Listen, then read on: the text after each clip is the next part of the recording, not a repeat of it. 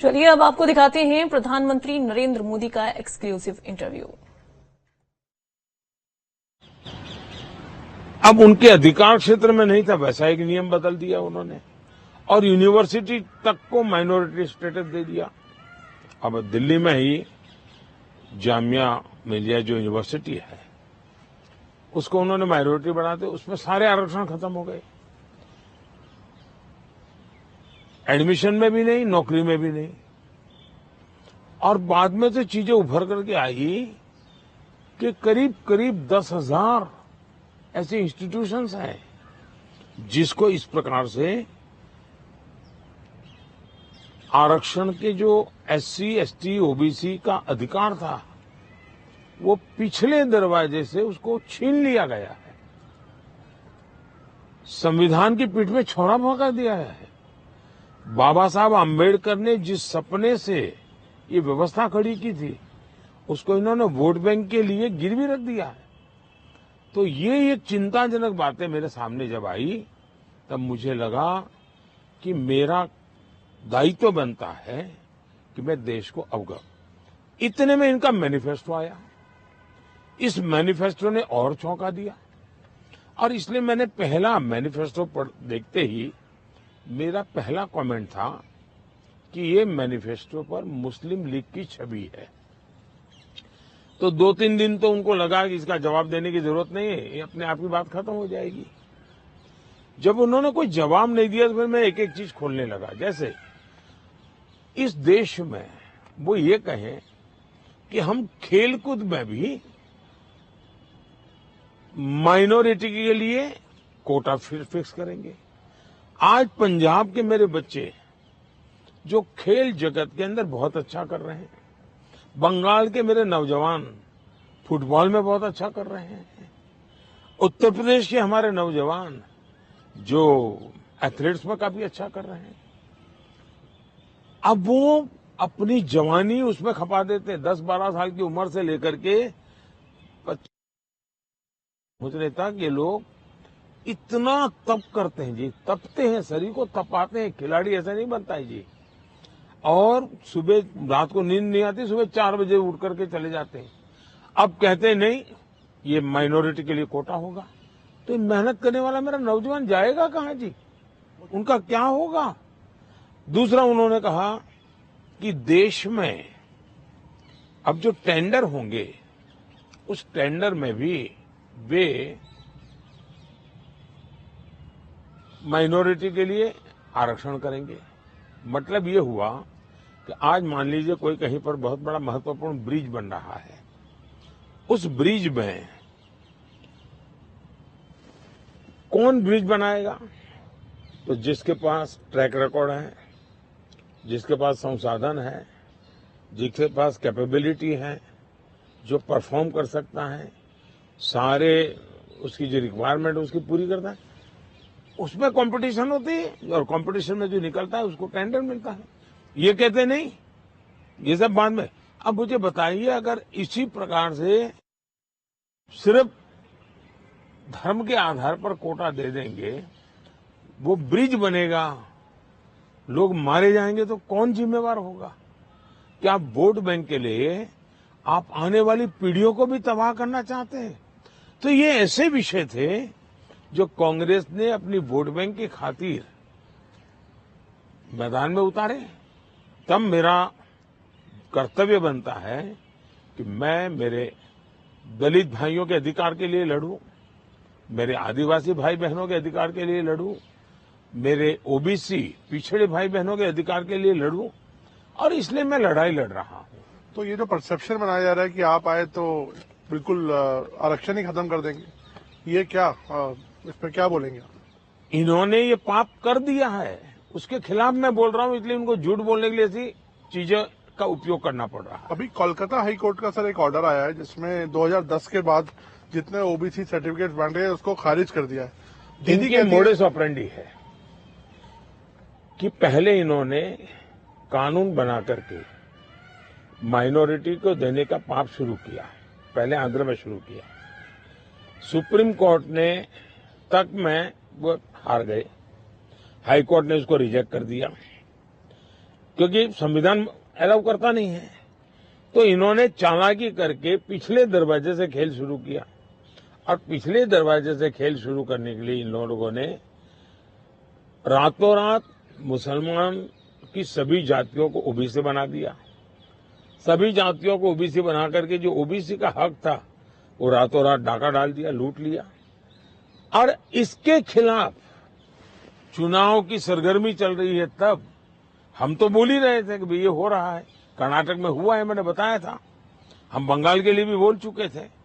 लेकिन जब हाईकोर्ट का जजमेंट आ गया तब ये साफ हो गया कि इतना बड़ा धोखा हो रहा है। लेकिन इससे भी दुर्भाग्य की बात है कि इतना बड़ा वोट बैंक की राजनीति करने के लिए वे अब इनको भी गाली दे रहे हैं, जुडिशरी को गाली दे रहे हैं, न्यायपालिका को गाली दे रहे हैं, और वो यहां तक कह रहे हैं कि कुछ भी हो जाए हम कोर्ट की बात मानने वाले नहीं है। कि ये जो स्थिति है वो किसी भी हालत में स्वीकार्य नहीं हो सकती है।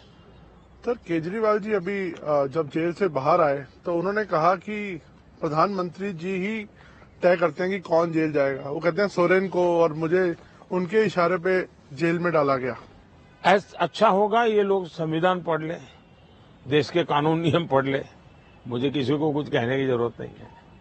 सर, इस बार चुनाव में हम देख रहे हैं कि एक पर्सनल अटैक्स बहुत हो रहे हैं। लाइक आप पर भी कई बातें बोली गई हैं और आपकी तरफ से भी कुछ लोगों को कुछ बोला गया है। तो पर्सनल अटैक्स किस लिए इस बार? आपको लगता नहीं ये शैली नहीं होनी चाहिए चुनावों में? जहां तक मोदी का सवाल है, मैं तो पिछले 24 साल से गालियां खा करके गाली प्रूफ हो गया हूं। मौत का सौदागर किसने कहा था? गंदी नाली का कीड़ा किसने कहा था? और मेरे यहाँ तो पार्लियामेंट में एक दिन हमारे एक साथी ने हिसाब लगाया था, 101 गालियां गिनाई थी।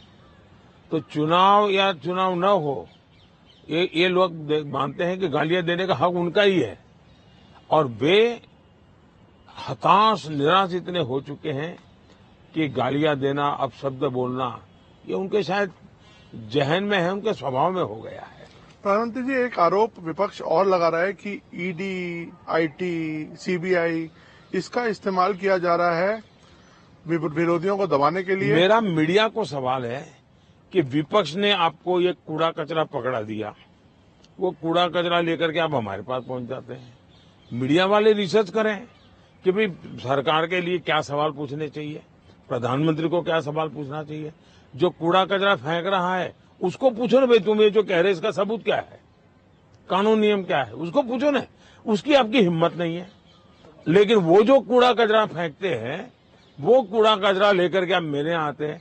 ये ठीक है कि मैं रिसाइकल के मानता हूं, तो मैं इस कूड़े कचरे का रिसाइकल करके उसको खाद में परिवर्तित कर दूंगा और उसमें से देश के लिए कुछ न कुछ अच्छी चीजें पैदा कर दूंगा, इसलिए वो तो मैं करूंगा। लेकिन सरकार क्या करती है?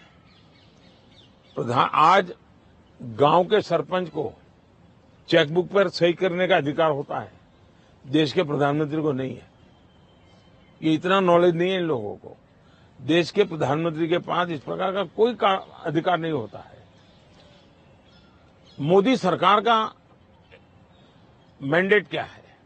मोदी सरकार ने अपने अफसरों को कहा है कि मेरी सरकार करप्शन के विषय में जीरो टॉलरेंस। अब ये दफ्तर के अंदर बैठे हुए लोगों का काम है कि उसको लागू करें। और सचमुच में तो किसी जमाने में 10 साल में मनमोहन सिंह जी की सरकार थी, 34 लाख रुपया पकड़े गए थे।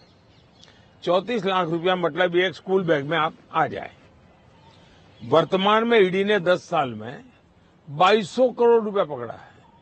ये तो टीवी पर दिखता है, ये तो कोई झूठबाजी हो नहीं सकती है। अब जो 2200 करोड़ देश को वापस लाया है, ये उसका सम्मान होना चाहिए, उसको गाली गलौज होना चाहिए। तो गाली गलौज कौन करता है? जिसका पैसा गया है वो गाली गलौज कर रहा है। 2200 करोड़ जिसके जेब में से गया है, जिसने चोरी कर करके इकट्ठा किया था, वो पकड़ा गया, वो चिल्ला रहा है। इसका मतलब ये जो चोर पकड़े जा रहे हैं, इसमें जिसकी भागीदारी होगी वो चिल्लाएगा। मुझे थोड़े से अलग मुद्दे पर आते हैं। कश्मीर में हम इस बार देख रहे हैं रिकॉर्ड वोटिंग हो रही है। ऐसे ऐसे इलाकों में रिकॉर्ड तोड़ वोटिंग हो रही है जहां पर ऐसा सोचा नहीं जा सकता था। इस पर आपका क्या आंकलन है, आप कैसे देखते हैं? पहले तो मैं चाहूंगा कि कश्मीर की जो स्थिति बदली है उसके संदर्भ में सबसे तो पहले मैं मेरे देश के न्याय तंत्र को प्रार्थना करना चाहता हूं कि अगर सरकार किसी काम को करने के लिए उसका एक डिजाइन होती है, उसकी एक स्ट्रेटेजी होती है। ऐसी समस्याओं के समाधान के लिए उस स्ट्रेटेजी के तहत काम करना होता था। अब उसके लिए कभी मुझे इंटरनेट बंद करना पड़ा, कोई एनजीओ कोर्ट चला गया और वो बड़ा कोर्ट के अंदर बड़ा इश्यू बन गया। आज समझिए कि भले मैंने कुछ समय के लिए इंटरनेट बंद किया था, लेकिन आज बड़े गर्व के साथ वहां के बच्चे कहते हैं कि 5 साल से इंटरनेट बंद नहीं हुआ है, 5 साल से हमें सब सुविधाएं मिल रही है। कुछ दिन तकलीफ हुई, लेकिन अच्छे काम के लिए हुई थी। अब वो अदालत के अंदर जब विवादों में चढ़ जाता है तब चीजें गड़बड़ा जाती है। तो ऐसे जो एनजीओ हैं जिन्होंने अदालतों के भरोसे लड़ाई लड़ना शुरू किया है, एक तो देश को उनसे बचाना बहुत जरूरी है। दूसरा, वहां का सामान्य मानवी जब मतदान करता है ना, तब वो सिर्फ किसी को जिताता ऐसा नहीं है जी। मतदान करता है मतलब भारत के संविधान को गले लगाता है। मतदान करता है तब भारत की सरकार बनाने में वो गर्व के साथ भागीदारी करता है। मतदान करता है मतलब कि भारत के सार्वभौमत्व के प्रति अपना समर्पण व्यक्त करता है। दूसरा, उनको विश्वास हुआ कि ये सरकार ऐसी है कि जहां फेयरनेस है, हम भरोसा कर सकते हैं कि ये सही होगा। और जब उसको ये विश्वास हो जाता है कि ये कोई हेराफेरी नहीं हो रही है, तो वो पक्का वोट करने के लिए उत्साह से आता है। और उसका परिणाम है कि आज मतदान यानी 40-40 साल के रिकॉर्ड टूट चुके हैं। मेरे लिए बहुत सबसे बड़ी संतोष की बात है कि मेरे कश्मीर के मेरे भाई बहन, मेरे परिवारजन उमंग और उत्साह के साथ मतदान के लिए आगे आए। उन्होंने मतदान करके दुनिया को एक मैसेज दे दिया है। जो लोग आशंकाएं करते थे उनको एक मैसेज दे दिया है। सर, ये क्या विंडिकेशन है 370 को जो आपने हटाया, इससे क्या लगता है कि आपका ये विंडिकेशन है कि जिस तरह से अब 370 ये सिर्फ ये 5-4 परिवारों का ही एजेंडा था जी। ये न कश्मीर की जनता का एजेंडा था, न देश के लोगों का एजेंडा था। ये अपने फायदे के लिए ये 370 की ऐसी एक दीवार बना के बैठे थे ताकि कोई झोंक न पाए।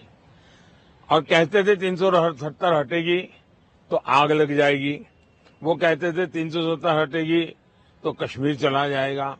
आज ये सत्य हो गया कि 370 हटने के बाद ज्यादा एकता की अनुभूति हो रही है, कश्मीर के लोगों का अपनापन ज्यादा बढ़ रहा है। और इसलिए इसका सीधा परिणाम चुनावों में भी दिखाई देता है, टूरिज्म में दिखाई दे रहा है। G20 समिट वहां होती है, बड़े शान से कश्मीर ने उनका स्वागत किया पूरी दुनिया का। और इसलिए ये कैसे झूठी दीवारें खड़ी कर करके देश को टुकड़ों में देखा गया, इसका ये उदाहरण है और उसको मैंने ध्वस्त किया है। सर, वेल्थ क्रिएटर्स को लेके भी बातचीत, एक नैरेटिव आता है कि कभी राहुल गांधी जी बोलते हैं कि आप कुछ परिवार को आप बढ़ा रहे हैं, अभी आपने हाल में उनको बोला। तो क्या लगता है कि देश में जो वेल्थ क्रिएटर्स हैं उनको ही उन पर राजनीति होनी चाहिए? मैं फिर कहता हूं, जो लोग ये कूड़ा कचरा फेंक रहे हैं उनको पूछो ये तुम कहां से लाए हो, उनसे बात करो भाई। आप उनसे तो कुछ पूछते नहीं हो। और इसलिए मैं समझता हूं कि ये चर्चाएं उनके साथ करें तो ज्यादा अच्छा होगा। सर, उड़ीसा में अभी चुनाव होने हैं अभी हाल में, उधर आपकी देखा जाए तो काफी अच्छे संबंध थे नवीन पटनायक जी के साथ, उन्होंने कई मुद्दों पर आपको सपोर्ट किया। अब आप लोगों का अलायंस नहीं है और आपस में एक दूसरे से लड़ रहे हैं, किस तरह से आप देखते हैं? हिंदुस्तान के सभी राजनीतिक दलों के नेताओं के साथ हमारे संबंध अच्छे ही हैं और लोकतंत्र में हमारी दुश्मनी नहीं होती है, संबंध अच्छे होने ही चाहिए। अब सवाल ये है कि मैं मेरे संबंधों को संभालूं कि उड़ीसा के भाग्य की चिंता करूं। तब मैंने रास्ता चुना कि मैं उड़ीसा के उज्जवल भविष्य के लिए अपने आप को खपा दूंगा। उसके लिए मेरे संबंधों को मुझे अगर बलि चढ़ाना पड़ेगा तो मैं उड़ीसा की भलाई के लिए बलि चढ़ाऊंगा और चुनाव के बाद मैं कन्विंस करूंगा हर एक को कि भाई मुझे किसी की दुश्मनी नहीं है। लेकिन 25 साल से उड़ीसा में प्रगति नहीं हो और सबसे बड़ी चिंता ऐसी है कि कुछ एक ऐसी टोली है जिसने पूरे उड़ीसा की व्यवस्था को कब्जा कर लिया है। ऐसा लगता है पूरी व्यवस्था को बंधक बना दिया है और जब इतना बंधक बना दिया है तो बहुत स्वाभाविक है कि उड़ीसा अगर उस बंधनों से बाहर आएगा तो उड़ीसा खिलेगा। उड़ीसा की अस्मिता का सवाल है। इतने प्राकृतिक संसाधन है उड़ीसा के पास, एक समृद्ध राज्य के गरीब लोग देख करके दुख होता है। हिंदुस्तान के समृद्ध राज्यों में उड़ीसा है, इतनी प्राकृतिक संपदा है और हिंदुस्तान के गरीब लोगों के राज्य में भी उड़ीसा है। तो इसके लिए सरकार जिम्मेवार है और इसलिए उड़ीसा के लोगों का उनका हक मिलना चाहिए। उड़ीसा को उसकी अस्मिता मिलनी चाहिए। उड़ीसा का भाग्य बदलने वाला है, सरकार बदल रही है।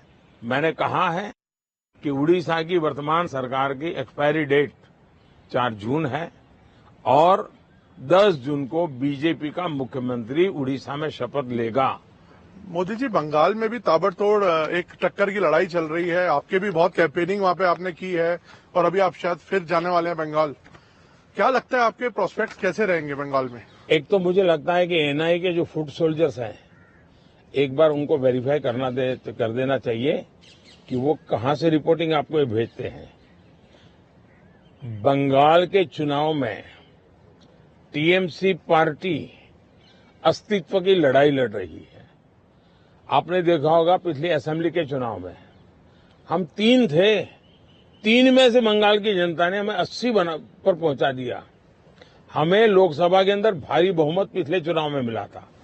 इस बार पूरे हिंदुस्तान में द बेस्ट परफॉर्मिंग स्टेट कोई होगा तो पश्चिम बंगाल होने वाला है। भारतीय जनता पार्टी को सर्वाधिक सफलता पश्चिम बंगाल में मिल रही है और पश्चिम बंगाल का चुनाव एक तरफा है। जनता जनार्दन उसको लीड कर रही है और उसके कारण सरकार में बैठे हुए लोग, टीएमसी के लोग बौखलाए हुए हैं।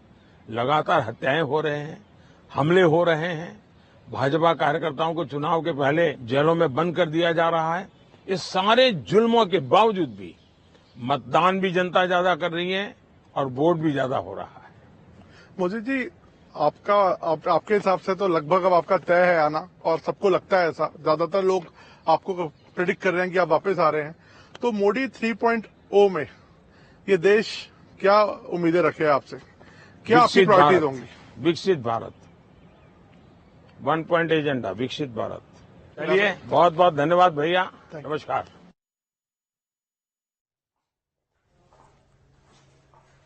तो प्रधानमंत्री नरेंद्र मोदी का एक्सक्लूसिव इंटरव्यू अभी आप सुन रही थी। हालांकि चुनाव के मद्देनजर ही वो चर्चा करते हुए नजर आए। पश्चिम बंगाल में चुनाव एक तरफा है ये कहते हुए नजर आए। उन्होंने कहा कि गालियां खा खाकर गाली प्रूफ अब मैं बन गया हूं, हमारा नया दौर शुरू होने वाला है। और साथ ही विपक्ष पर भी वो जमकर हमला बोलते नजर आए। विपक्ष को सिर्फ वोट बैंक की चिंता है, ये भी उन्होंने साफ किया। ये भी उन्होंने कहा विपक्ष ने संविधान की मर्यादा तार तार कर दी है। प्रधानमंत्री Narendra Modi OBC SC ST के हक को मारने नहीं दूंगा, ये भी कहते हुए नजर आए इस एक्सक्लूसिव इंटरव्यू में।